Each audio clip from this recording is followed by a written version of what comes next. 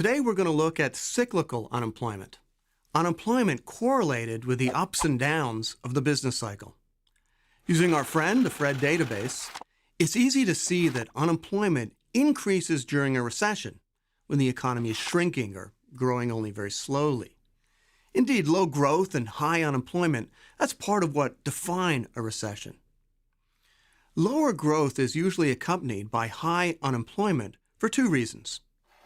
First, and most obviously, when GDP is falling or growing more slowly than expected, firms often lay off workers, which generates unemployment. The second reason is slightly more subtle. Higher unemployment means that fewer workers are producing goods and services. And when workers are sitting idle, it's likely that capital is also sitting idle. In an economy with idle labor and capital, well, it can't be maximizing growth. Although unemployment is clearly correlated with the business cycle, the exact reasons why are debated by economists. To see some of the issues, notice, for example, that unemployment typically spikes quickly when growth declines, but then it returns to more normal levels only slowly.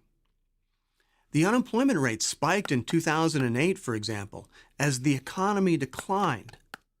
By 2010, the economy was actually growing at a slow but steady rate of around 2% per year. But unemployment didn't return to pre-recession levels for another 5 years. Why did it take so long for the unemployment rate to return to more normal levels? Think about a typical market, say the market for apples. Unemployed apples, in this case, would be apples that aren't being bought. Now, in a situation with high apple unemployment, you'd have a higher quantity supplied than the quantity demanded at the current price. So what would you expect to happen in this situation? Well, ordinarily, the price of apples would drop until the quantity supplied of apples equaled the quantity demanded and the market cleared. However, people are more complicated than apples, and labor markets, they don't seem to behave in quite this way. Even when there are lots of unemployed workers, that is a higher quantity supplied of workers than the quantity demanded, wages seem to fall more slowly than you would expect. Economists say that wages are sticky. Sticky wages reduce the incentives to hire more workers, and they slow the adjustment process. Now, sticky wages are puzzling, and economists have a number of theories for why wages might be sticky. Probably the most important reason is that human beings get very upset when their wages fall, especially if the fall in wages is obvious and appears to be caused by a person easily identifiable, like an employer. Imagine that your employer cut your wages. You'd probably be pretty upset. You might even retaliate by working less hard or even by disrupting your workplace. Because of the fear of reducing morale, employers are very reluctant to reduce nominal wages. This graph, for example, shows the distribution of non-zero wage changes. Small increases in wages are common, but small decreases in wages are very rare. Now, even in a growing economy, we'd expect to see wages to fluctuate, like other prices, with lots of small wage decreases as well as wage increases. Supply and demand are constantly changing. But that's not what we see. Wages go up much more often than they go down.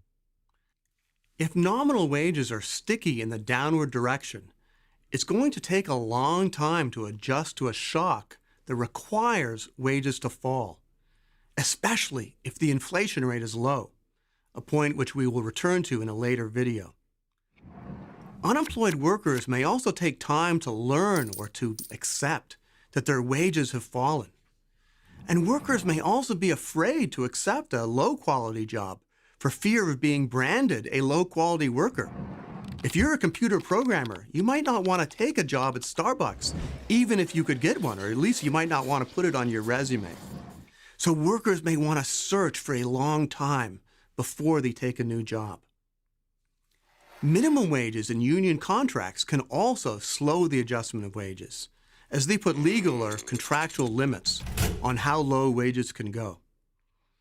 All of these mechanisms can lengthen the amount of time that it takes for unemployed workers to be rehired. Okay, one final concept: the natural rate of unemployment. The natural rate is defined as the rate of unemployment that would occur if there were no cyclical unemployment. In other words, it's the rate of frictional plus structural unemployment. Now, why do we care about the natural rate? We care because economists think that under some conditions, the government can reduce cyclical unemployment through fiscal and monetary policies, things like spending more money, cutting taxes, or increasing the money supply. These policies, however, are unlikely to change frictional or structural unemployment. So when the unemployment rate is close to the natural rate, that suggests that the scope for monetary and fiscal policy is diminished.